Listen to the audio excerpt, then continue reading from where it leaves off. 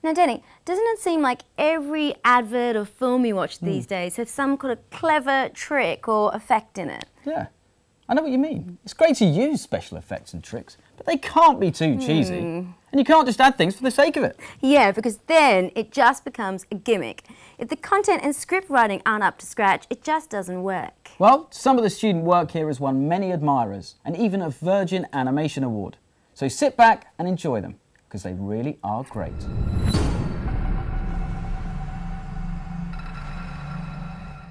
What we needed to know 20 years ago is not the same as what students need to know now. In the way in which the technology has changed so very rapidly, now within Final Cut Pro, there's a program called Motion, and students can learn to make keying effects, they can layer images, and they can develop unreal images, things that are not possible if you simply go out and record everyday reality, whether it's in the studio or on location. So you can extend that imaginative stuff.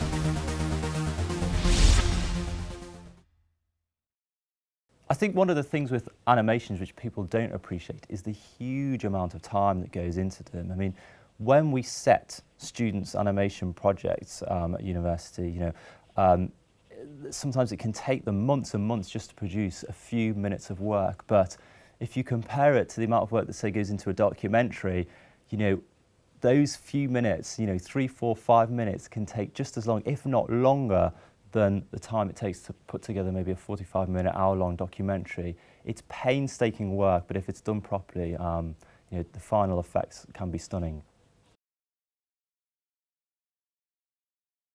Animation actually brings together the latest in computer technology with the sort of visual art and design aspects.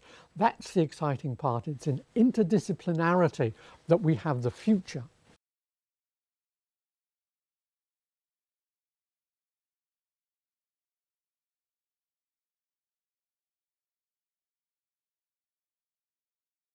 Animations, some of the animations that I have seen that students have produced here have been really quite thought-provoking. Some of them have been quite off the wall, and it's the concept behind them that I really enjoy.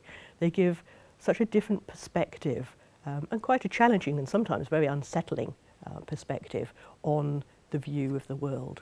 And I think when they do that, they have a certain life within you, because you begin to think about them again and again and again.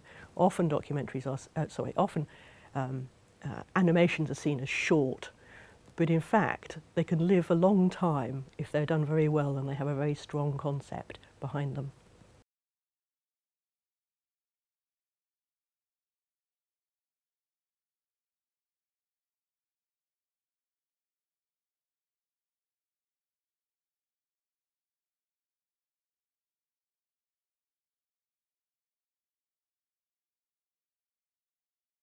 When I was a kid, Bugs Bunny, Roadrunner, all those things. When is it good now? There's the animated documentary Waltz with Bashir is absolutely amazing. I think animation takes us into places that so-called traditional filmmaking can't go.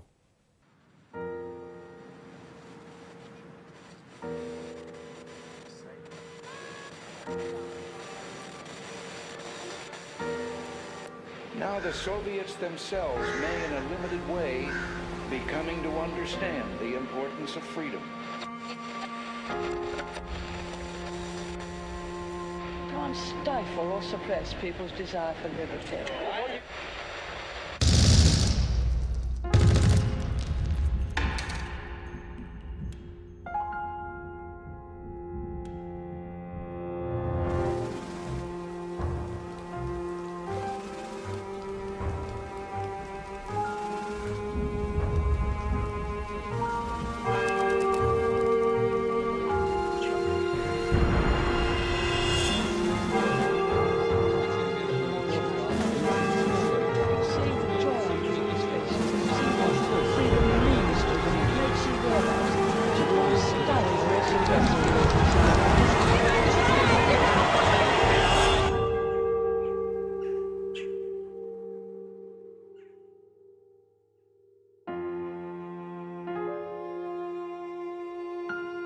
A lot of people are into anime, Disney, Aardman. These are the very sort of mainstream, highly professional areas of animation.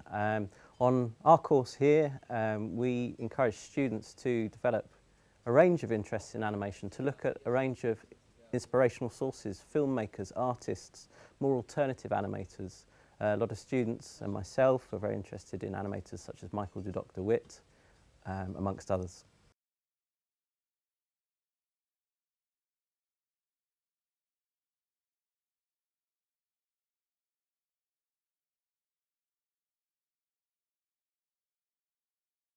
We've had a number of projects in the last couple of years that have been particularly successful.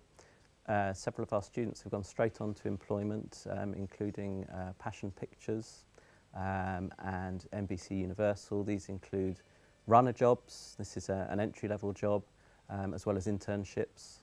We've also had work shortlisted on Virgin Media Shorts. What stands out about student work is the students really who haven't just learnt how to use software, but they've actually paid attention to theory. They've developed some interesting new ideas. They look at film and art history, and they combine that theory actually with the outcome of their project. So we have had students who've been very interested in things like German Expressionism, film noir, and we've seen how they've applied those styles and techniques to their own animation. The really successful students, the productions that really stand out, are those productions that are made by students who've worked really hard. You can't underestimate how much hard work animation actually is.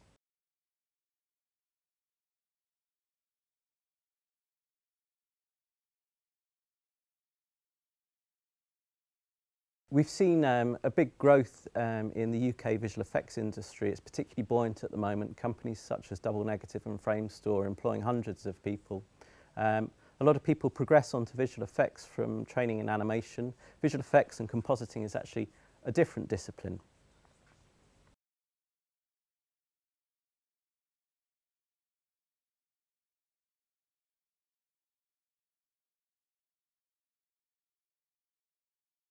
Students at the University of Bedfordshire have produced quite a variety of animation productions, everything from 3D computer animation that's been inspired by film noir and German Expressionist film, to more humorous productions, stop motion productions using real objects, and we've seen one of our productions be shortlisted on Virgin Media Shorts a couple of years ago.